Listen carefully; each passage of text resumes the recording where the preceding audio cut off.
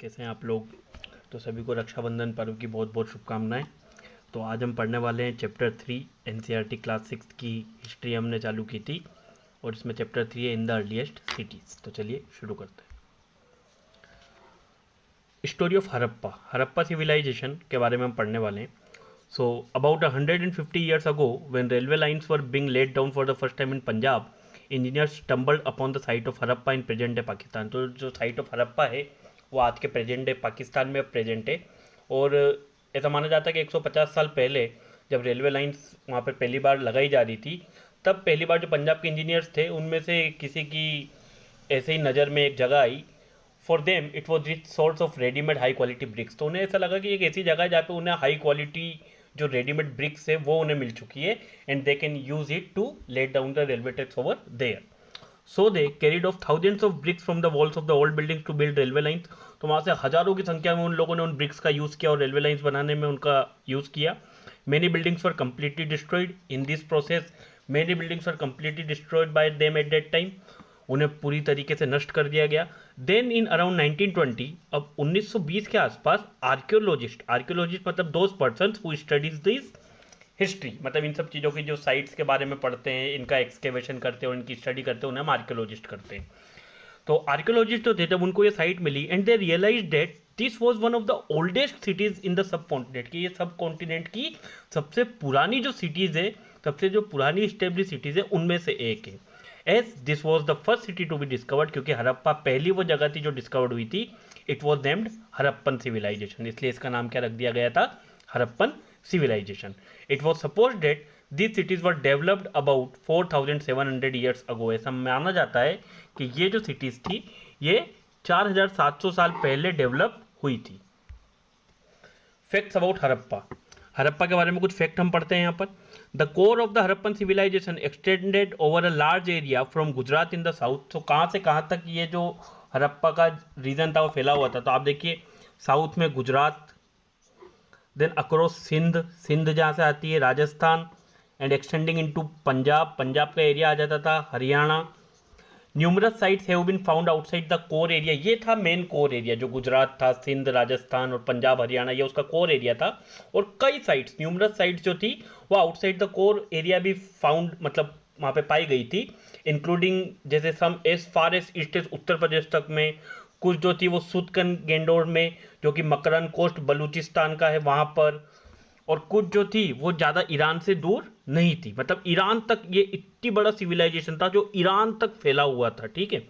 The Harappa site was first briefly excavated by sir Alexander Cunningham in 1870 to 73।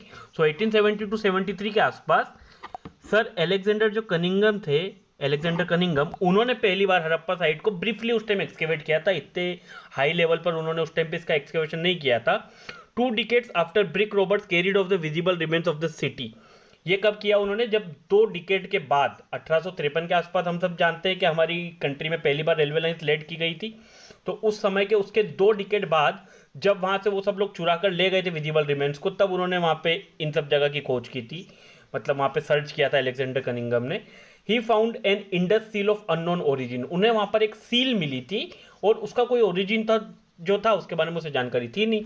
The first extensive excavation at Harappa were started by Rai Bahadur Dayaram Sahni in 1920। So this is important कि Harappan site को जो पहली बार राय बहादुर दयाराम साहनी ने 1920 में extensive excavation वहाँ का करना चालू किया था।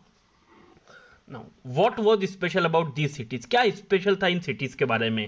देखिए सिटीज़ तो ऐसे बहुत सारी थी, बहुत सारे पुराने बहुत सारी चीज़ें मिलती है, बट कुछ चीज़ें होती है जो एक इम्पोर्टेंट इफेक्ट करती है हमारी हिस्ट्री के ऊपर, एक इम्पोर्टेंट सोर्स ऑफ नॉलेज होता है। तो क्या स्पेशल था इन सिटीज़ के बारे में।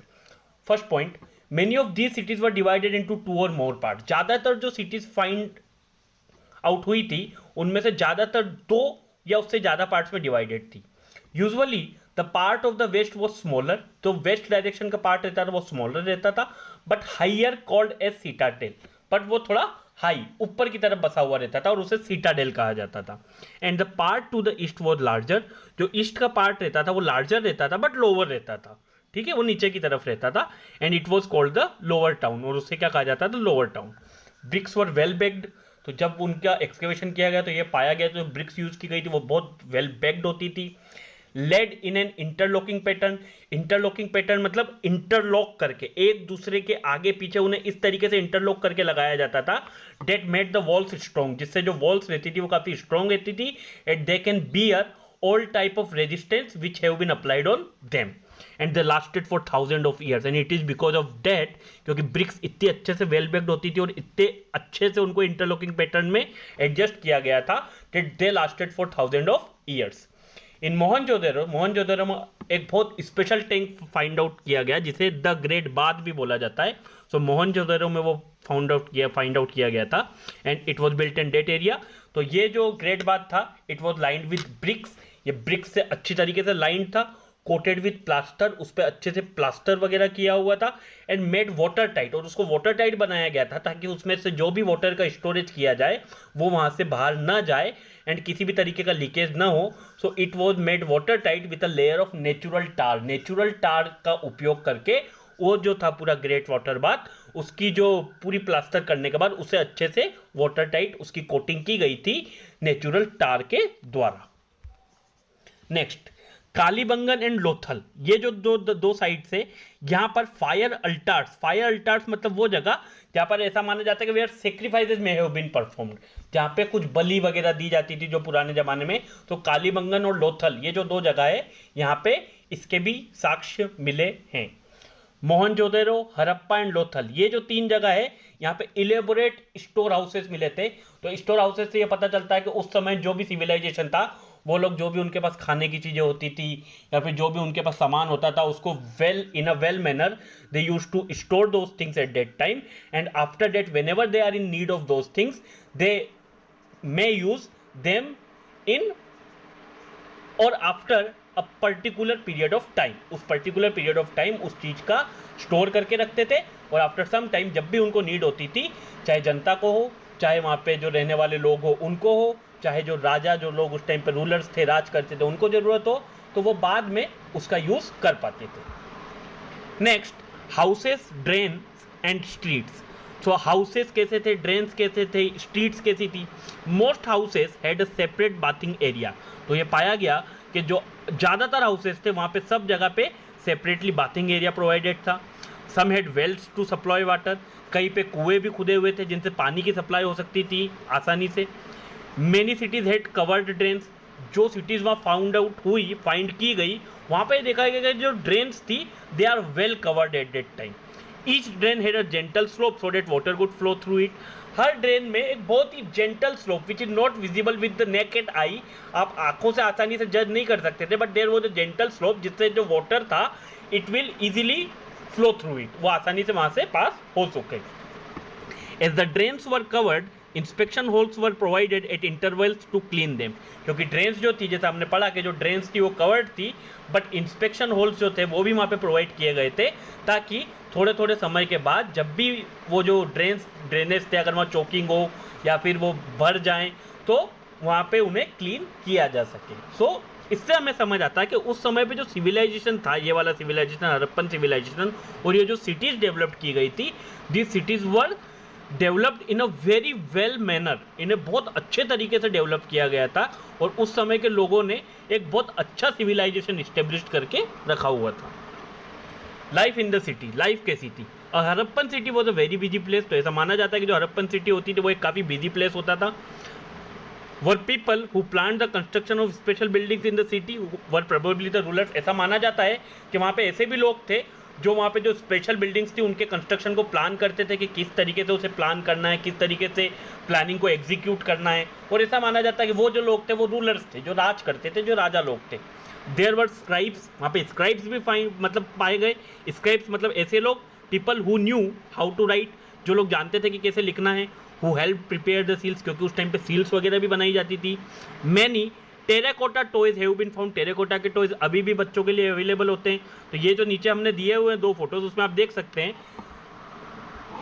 ये वाला जो फोटो है इसके अंदर आप देख सकते हैं सील्स बनाई है। सील्स के अंदर ऊपर एक तरीके की कोई लैंग्वेज यूज हुई है, एक स्क्रिप्ट यूज हुई है, नीचे एक एनिमल का फोटो बना हुआ है। तो ये एनिमल सील उस टाइम पे यूज़ की जाती थी।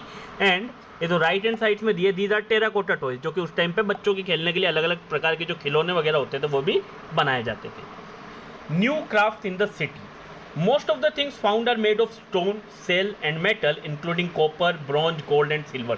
तो ज़्यादातर चीज़ जो उस समय पे पाई गई ऐसा माना जाता है कि या तो वो स्टोन से बनी होती थी या समुद्र से जो शेल वगैरह मिलते हैं, मतलब आप कह सकते हैं समुद्री पत्थर जिन्हें शेल कहा जाता है उनका यूज़ किया जाता था। मेटल्स का यूज़ किया जाता था। और मेटल्स में कौन कौन से metal? Copper, bronze, gold and silver. Copper and bronze were used to make tools, weapons, ornaments and vessels. Copper और ब्रॉन्ज का यूज़ किया जाता था अलग अलग प्रकार के टूल्स बनाने में, वेपन्स बनाने में, अलग अलग ऑर्नामेंट्स बनाने में और वेसल्स, बर्तन वगैरह बनाने में। Gold and silver were used to make ornaments and vessels. और गोल्ड एंड सिल्वर का यूज़ किया जाता था अलग अलग तरह के ज्वेलरी वगैरह बनाने के लिए और वेसल्स वगैरह बनाने के लिए। Harappans also made seals out of the stone, generally rectangular and usually have an animal carved on them. तो हड़प्पन सिविलाइजेशन में जो सील्स पाई गई वो ज़्यादातर स्टोन से बनी होती थी, रेक्टेंगुलर शेप में होती थी और उनके ऊपर कोई ना कोई एनिमल का जो एक फिगर रहता था वो कार्व्ड आउट किया हुआ रहता था। Cotton was probably grown at Mehrgarh from about 7000 years ago. ऐसा माना जाता है कि उस समय पे जो कॉटन थी वो मेहरगढ़, जो पाकिस्तान के अंडर में एरिया आता है, वहाँ पर प्रेजेंट है। सो वहाँ पर ऐसा माना जाता है कि 7000 साल पहले वहाँ पर कॉटन उगाई जाती थी। Many of the things that were produced were probably the work of specialists। और जो भी चीज़ पाई गई they are so good, they are so well designed and so well made कि ऐसा माना जाता है कि उनको बनाने वाले जो लोग होते थे they were specialist of a kind in that particular art। वो उस particular art में specialist होते थे।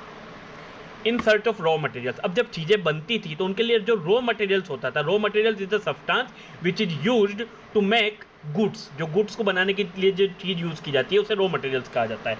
तो रॉ मटेरियल्स कहाँ से आता होगा? So raw materials are substances that are either found naturally और प्रोड्यूस्ड बाय फार्मर्स और हर्डर्स। तो रॉ मटेरियल वो सब्सटेंस होता है जो या तो नेचुरली फाउंड होता है या फिर उसे प्रोड्यूस किया जाता है कोई भी फिनिश्ड गुड्स या आइटम बनाने के लिए। These are then processed to produce finished goods। then उनको प्रोसेस करके finished goods में बदला जाता है।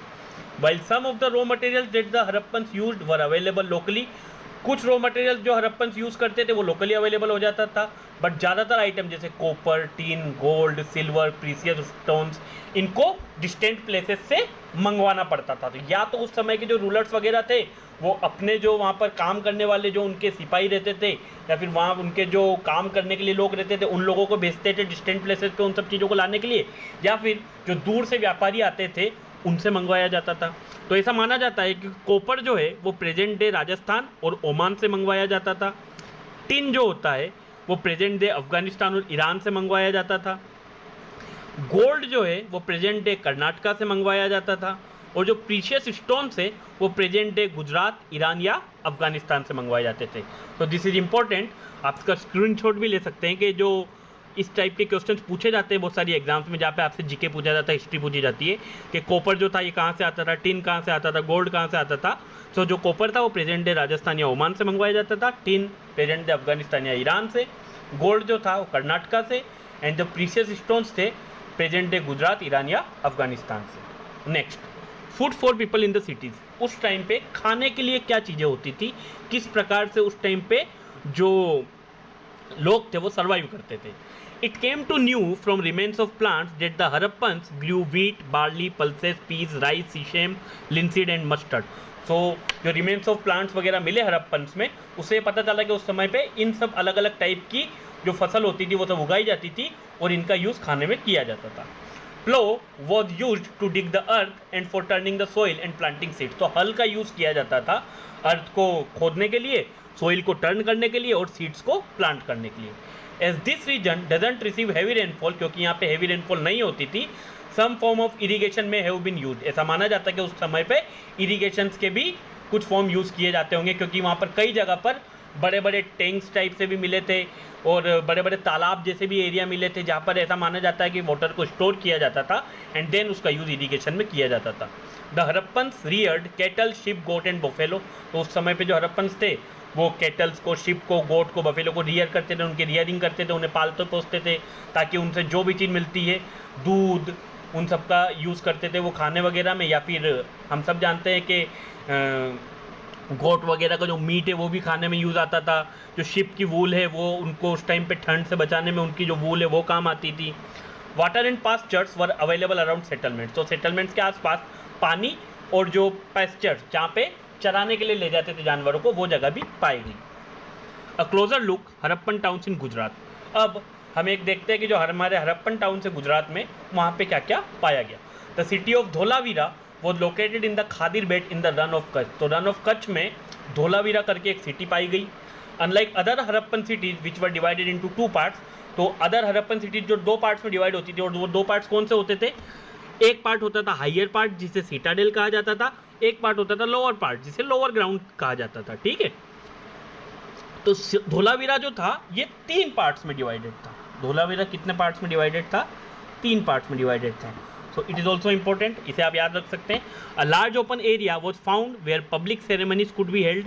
एक लार्ज एरिया भी यहाँ पर पाया गया जहाँ ऐसा माना जाता है कि जो पब्लिक सेरेमनीज, जो पब्लिक के लिए कोई प्रोग्राम्स होता हो या whatever kind of ceremonies they are held in that particular kingdom, वो वहाँ पर ऑर्गेनाइज की जाती होगी। देन सिटी ऑफ लोथल एक वहाँ पे गुजरात में मिली।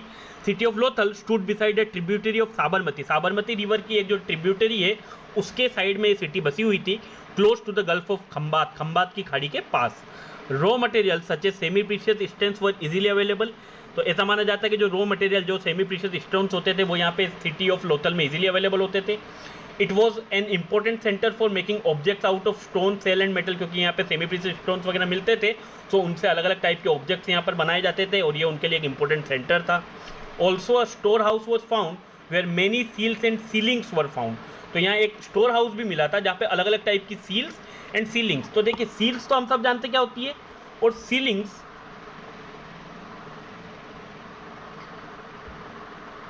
The impression of seals is called sealings. जो इम्प्रेशन होता है सील का उसे सीलिंग कहा जाता है। तो यहाँ पर बहुत सारी सील्स और सीलिंग्स भी मिली थी। कहाँ पर? लोथल में। Now at last the mystery of the end. कैसे ये जो इतनी वेल डेवलप्ड सिटीज थी, जो वेल स्टेब्लिश सिटीज थी, ये खत्म हो गई। तो मोहनजोदड़ो, ऋतिक रोशन की एक मूवी भी आई थी, उसमें हमने देखा था कि बाढ़ आई थी और बाढ़ में ये सब खत्म हो गया। So in Mohenjodaro it was found that garbage piled up on the streets, the drainage system was broke down. ऐसा माना जाता है जब मोहनजोदड़ो में एक्सकेवेशन हुआ तो पूरी तरीके से वहाँ पे गार्बेज भर जा चुका था और जो ड्रेनेज सिस्टम था वो ब्रोक डाउन हो गया था। ऐसा मूवी में भी दिखाया गया। कुछ स्कॉलर्स सजेस्ट डेट, कुछ स्कॉलर्स ये कहते हैं कि द रिवर्स ड्राइड अप, की जो नदियाँ थी वो सूख गई थी। सम सेड देयर वॉज डिफॉरेस्टेशन, कुछ कहते हैं डिफॉरेस्टेशन के कारण, क्योंकि वहाँ सिटीज़ का इस्टेब्लिशमेंट हुआ, मतलब बड़े बड़े ग्रासलैंड्स वगैरह बनाने के लिए, खेती करने के लिए पेड़ों को काटा गया, तो डिफॉरेस्टेशन के कारण ये सब खत्म हो गया। सम सेड देयर वर फ्लड्स, कुछ लोग कहते हैं कि वहाँ फ्लड्स आ गई थी। बट फ्लड्स भी अगर आई होगी तो फ्लड का जो इफेक्ट होता है वो एक पर्टिकुलर रीजन तक होता है। पूरा जो इतना बड़ा इस्टेब्लिशमेंट था, इतना बड़ा सिविलाइजेशन था, वो ख़त्म नहीं हो सकता है। सो वहाँ पे एक काइंड ऑफ आर्ग्यूमेंट है, अभी भी ये पूरा क्लियर नहीं है कि किस तरीके से इतना बड़ा जो सेटलमेंट था वो ख़त्म हो गया था। But none of the reason can explain the end of all the cities. But किसी भी तरीके से इन सब सिटीज़ का जो एंड है उसे एक्सप्लेन नहीं किया जा सका है अभी तक। सो ये था हमारा चैप्टर 3 आपके लिए। चैनल को लाइक कीजिए, शेयर कीजिए, सब्सक्राइब कीजिए और ऐसे ही पढ़ते रहिए। Thank you so much.